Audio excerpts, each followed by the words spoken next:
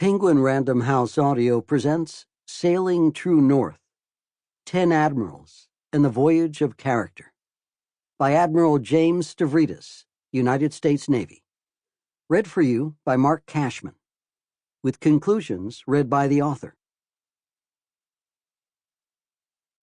To U.S. Marine Corps Shirley and Colonel George Stavridis, my mother and father, who shaped my character long before I ever put to sea. Preface. This is the author, Admiral Jim Stavridis.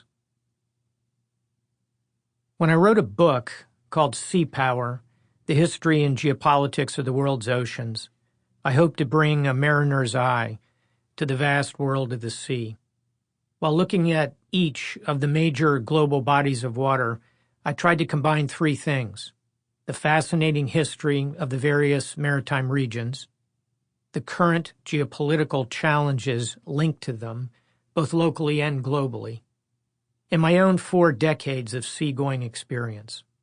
All of this was intended to make a coherent case for the importance of the oceans.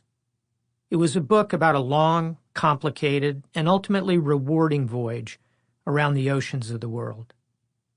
When people ask me how long it took to write Sea Power, I would truthfully say about 40 years. It was the culmination of my professional life, much of which was spent at sea.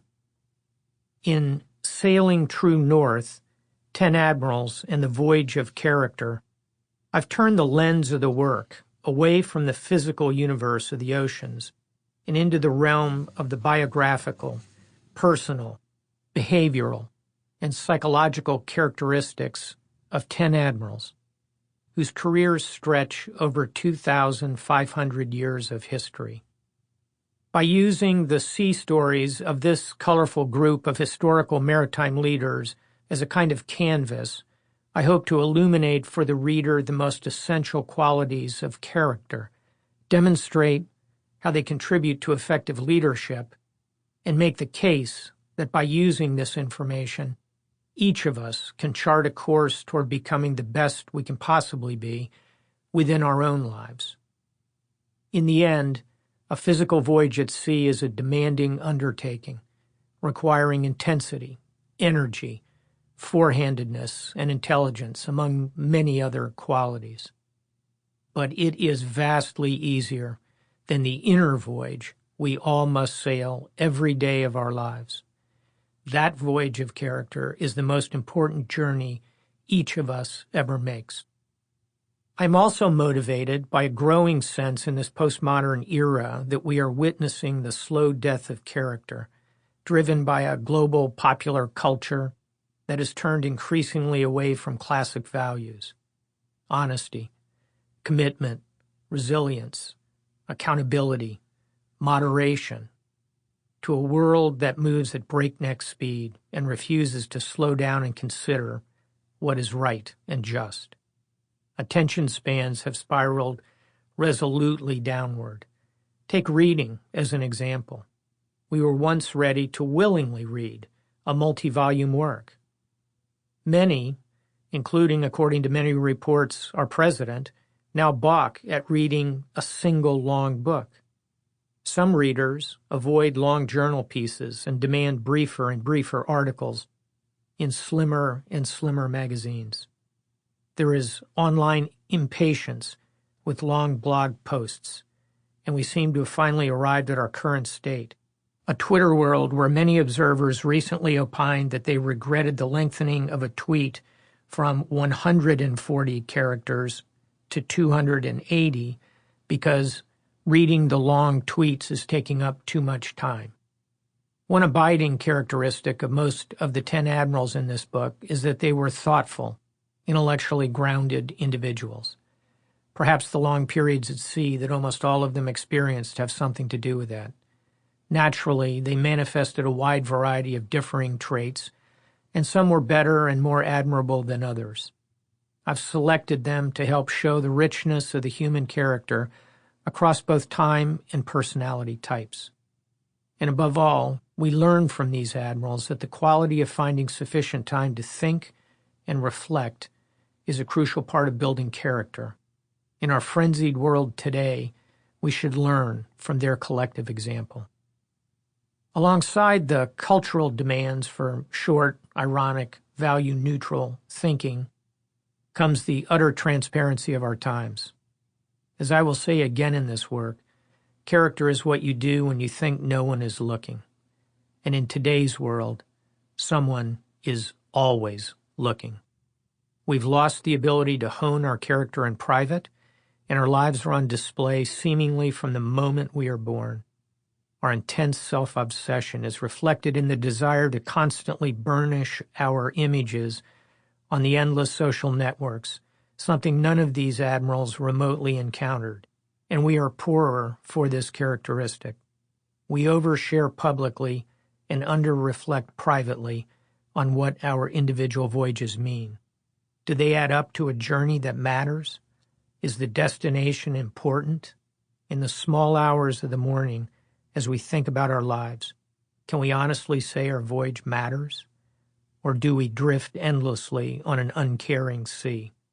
The answer to these questions is bound up inextricably in the heart of our character.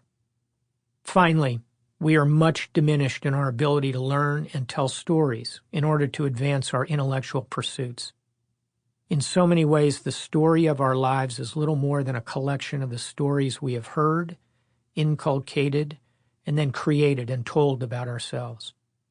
Most of us want to be part of a society that is dependable, predictable, and stable. But this turbulent 21st century, both at home and abroad in an interconnected world, resembles that less and less. The stories we hear seem chaotic, disconnected, and thematically barren. School shootings of children by other children, wars without end in the Middle East, biological advances that presage a godlike power uncoupled from a humanistic, ethical perspective, leaders who routinely lie, cheat, and steal, followers who act out in spasms of anger, fulfilling de Tocqueville's dire 19th century prediction that the tragedy of democracy will be that in the end we elect the government we deserve. Self-talk matters deeply, and we must learn to tell ourselves, our peers, and above all our children the stories that inspire a better world. In that regard, as I set out on this book, I wanted to tell a different set of stories from those that we see repeated again and again on cable news. I believe there is much to learn about character and what exists at the heart of every woman and man from hearing the stories of those who sailed before us. Because I am a sailor myself, I turned to 10 illustrious, interesting, and highly varied naval leaders. Each of them led across decades and in different centuries and locales. Their stories are different, and their characters were shaped in dramatically varied circumstances. Therefore, the lessons to be drawn, both about their leadership styles, but more important, about their character, are richly distributed, and not all are entirely heroic.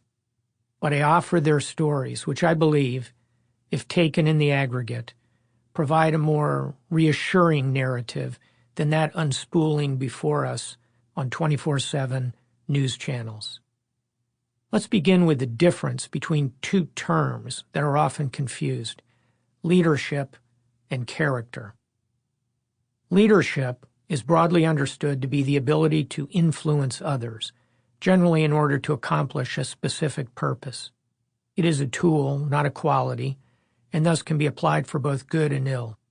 We think of Franklin Delano Roosevelt as a good leader, and he was. Roosevelt had the ability to influence people to undertake huge, difficult tasks, from overcoming the Great Depression to winning the Second World War. But evil men can be very good leaders as well, using the tools of leadership to accomplish immoral and cruel purposes.